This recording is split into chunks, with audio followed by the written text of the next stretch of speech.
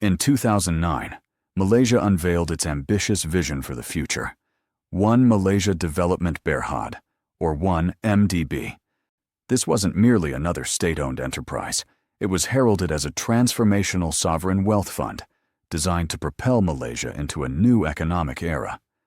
Its mandate was clear: strategic investments in high-impact projects, infrastructure, energy, real estate, all intended to benefit the Malaysian people. With an initial capital injection of $1 billion, raised through government-backed loans, 1MDB promised prosperity and a brighter future. But beneath this gleaming facade of national ambition, a dark undercurrent was already swirling. This was not a story of economic uplift. This was the opening act of the largest financial heist of the 21st century, a betrayal that would siphon billions from a nation and send shockwaves across the globe. At the core of this unfolding financial catastrophe stood Low Taek Jho, infamously known as Jho Low. He wasn't a veteran banker, nor an elected official with a public mandate.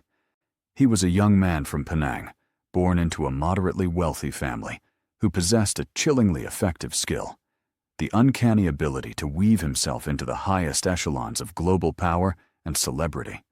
Low cultivated connections like a master chess player, always several moves ahead. He presented himself as a prodigious financier, a well-connected dealmaker with boundless access. But his true genius lay not in legitimate enterprise, but in leveraging social capital and an audacious self-confidence to orchestrate financial fraud on an unprecedented scale. He moved through exclusive circles, from Monaco's casinos to New York penthouses, appearing to belong everywhere, while truly belonging to no legitimate system. Low wasn't building a company. He was meticulously constructing a criminal empire designed for global plunder. Low's intricate network, which became his most potent weapon, was forged years before the concept of 1MDB even existed. His education was instrumental. At the prestigious Harrow School in London, a breeding ground for global elites, he strategically befriended Riza Aziz, the stepson of Najib Razak, Malaysia's then Deputy Prime Minister. This wasn't a casual schoolyard friendship. It was a foundational alliance in the making. Later, at the Wharton School of the University of Pennsylvania, Low expanded his web, cultivating relationships with the children of Middle Eastern royalty, powerful industrialists, and international magnates. He understood the profound value of perception, frequently renting sprawling mansions and hosting extravagant, celebrity-laden parties. These events, far beyond his family's known means, projected an illusion of immense, independent wealth. These formative years honed his skills in networking and impression management, tools he would soon deploy with devastating effect on a national scale. 1MDB's very formation was a calculated maneuver. It began as the Terengganu Investment Authority, TIA, a state-level fund, but quickly transformed into a federal entity under the direct purview of Prime Minister Najib Razak, subsequently rebranded as 1MDB. Crucially, as later U.S. Department of Justice, DOJ investigations and court documents meticulously detailed, Jho Low, despite holding no official position within 1MDB or the Malaysian government, became its de facto architect. He attended sensitive, high-level meetings involving government officials and foreign dignitaries. He dictated terms, often brazenly bypassing established bureaucratic protocols. He operated with an unspoken yet undeniable mandate, signaling direct influence from the Prime Minister's office. This opaque structure, where a private citizen wielded such immense, unchecked power over a sovereign wealth fund, represented the critical vulnerability that Low masterfully exploited from its very inception. The first major investment by the newly formed 1MDB arrived swiftly, a proposed $2.5 billion joint venture with Petro-Saudi International, a private oil exploration company. On paper, this appeared to be a strategic, legitimate move into the lucrative oil and gas sector. The agreement, signed in September 2009, stipulated that PetroSaudi would contribute assets valued at $1.6 billion, while 1MDB would inject $1 billion in cold, hard cash. This was presented as a mutually beneficial partnership, promising significant returns for Malaysia's development. But the truth, as meticulously uncovered by international investigators and exposed in DOJ filings, was far more sinister.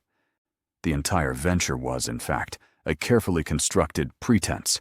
Its sole, underlying purpose, to establish a seemingly legitimate conduit for the systematic extraction of 1MDB's initial capital, cloaked in the guise of international enterprise. This wasn't investment. It was institutionalized theft, disguised as sophisticated finance. The audacious nature of the plot began to unravel within days of the PetroSaudi agreement.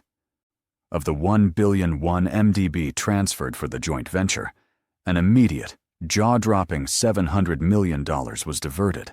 This massive sum didn't go to the official joint venture account as publicly stated.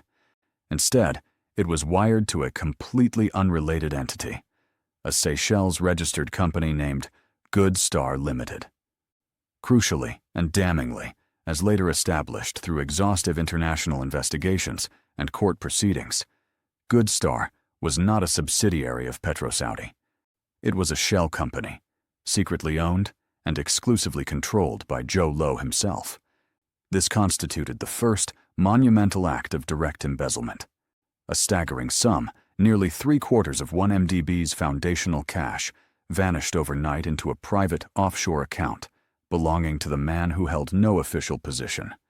The very fund designed to build Malaysia was, from its infancy, being systematically drained by its supposed architect. Even at this nascent stage of the scheme, glaring irregularities triggered urgent alarm bells within 1MDB itself.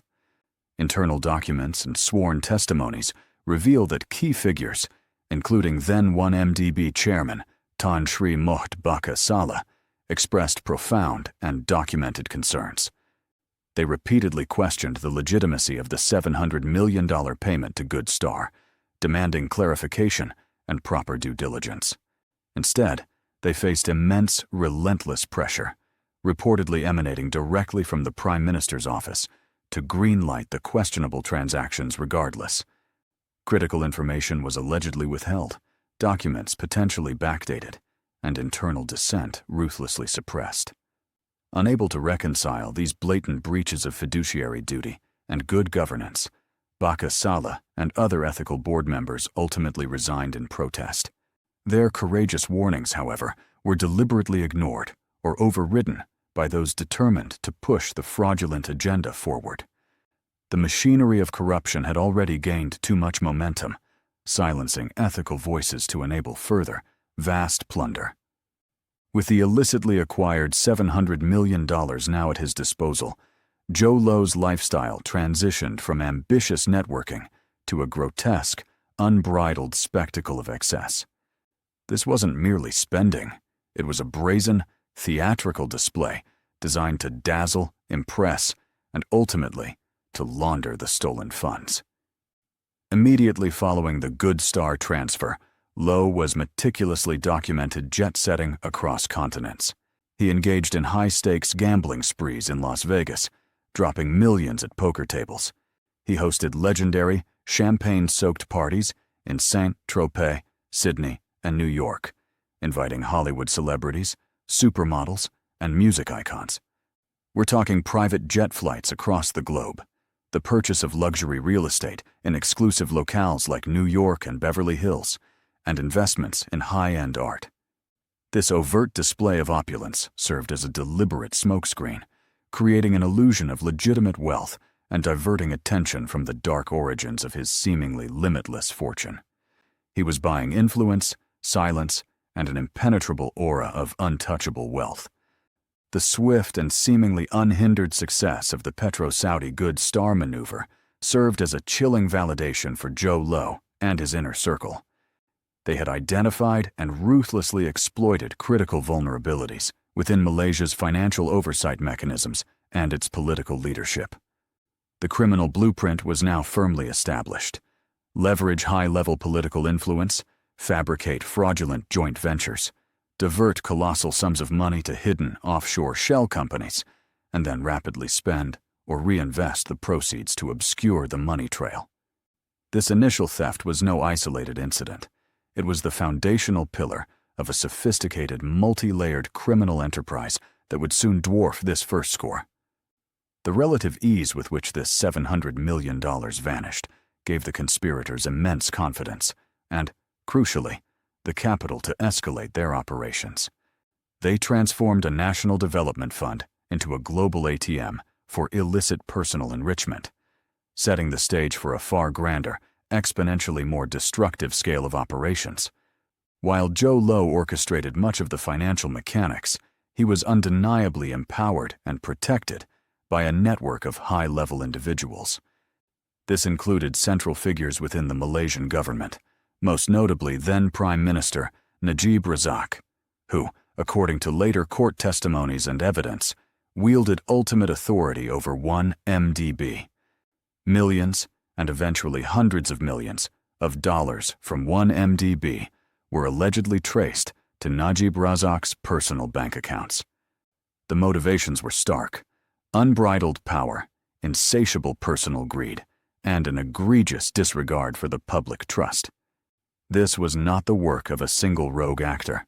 This was a systemic failure, an intricate web of complicity and corruption that allowed billions to be systematically siphoned from a nation's coffers directly into the pockets of the powerful.